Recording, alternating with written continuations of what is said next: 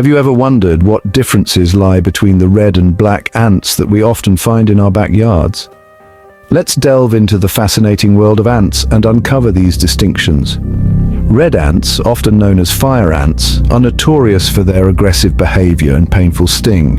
They thrive in warm, sunny conditions and have a reddish-brown hue.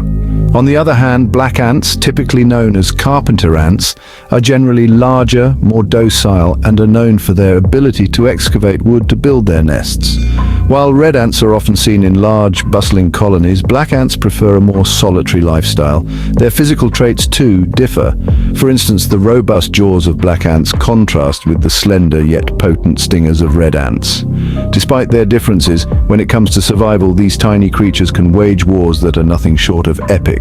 In the ant world, territorial disputes are common and they can escalate into unimaginable battles. Just as in human conflicts, these tiny titans wage wars for a variety of reasons, the most common of which is territorial disputes. Each ant colony establishes its own territory, a safe haven for its queen and a secure place for the workers to gather food.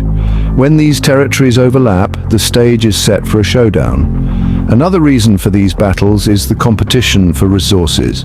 Food and nesting sites are not infinite, and when scarcity strikes, ants are ready to fight for their survival.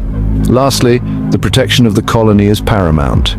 Every ant, from the smallest worker to the fierce soldier, is ready to lay down its life for the colony. As tensions rise, prepare for a thrilling tale of warfare in the world of ants.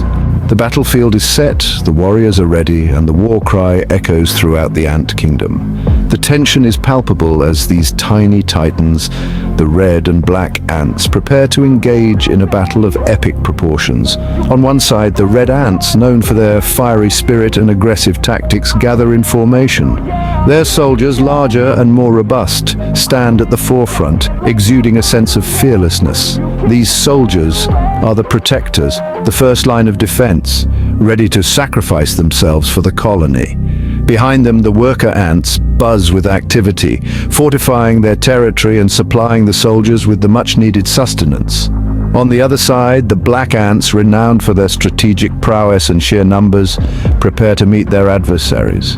Their soldiers, while not as large as the red ants, are quick and agile, using their speed to their advantage in the impending clash. The worker ants, the backbone of the black ant community, ensure a steady supply chain, preparing for the long haul. The queen, the heart and soul of the colony, stays safely tucked away, her safety paramount to the survival of the colony. As the first signs of conflict emerge, the strategies of both sides come to light. The red ants, relying on brute force, charge at their opponents, their soldiers leading the onslaught. Their determination and ferocity are evident in their every move. Conversely, the black ants employ a more calculated approach. They use their superior numbers to overwhelm their enemies, their soldiers darting in and out of the fray, their swift moves a blur to the naked eye. The battlefield is a flurry of activity, a chaotic dance between two formidable opponents. Each side using their unique strengths, their survival instincts kicking into overdrive. The worker ants in their supporting roles work tirelessly, their contribution as vital as the soldiers on the front line. As the battle rages on, neither side shows signs of backing down, turning the ground into a fierce battleground. In the heat of battle, every move can turn the tide, every decision can mean victory or defeat. Underneath the towering blades of grass, the tide of battle between the red and black ants ebbs and flows, creating a symphony of survival and dominance. The battlefield is littered with the casualties of war. Fallen warriors, their bodies a testament to the ferocity of the conflict. Yet in the face of such adversity, bravery emerges.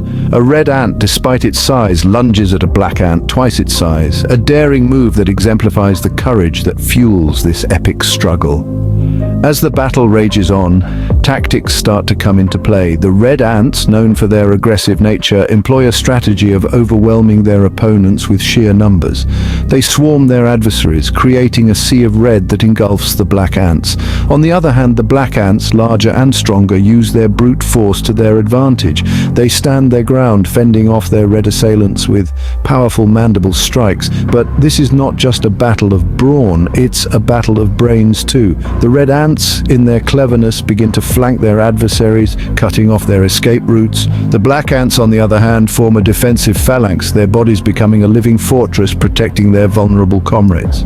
The tide of battle is a fluid dance, a constant push and pull. One moment the red ants seem to gain the upper hand, their numbers appearing to overwhelm the black ants. But then the black ants rally, their strength and resilience shifting the momentum back in their favor.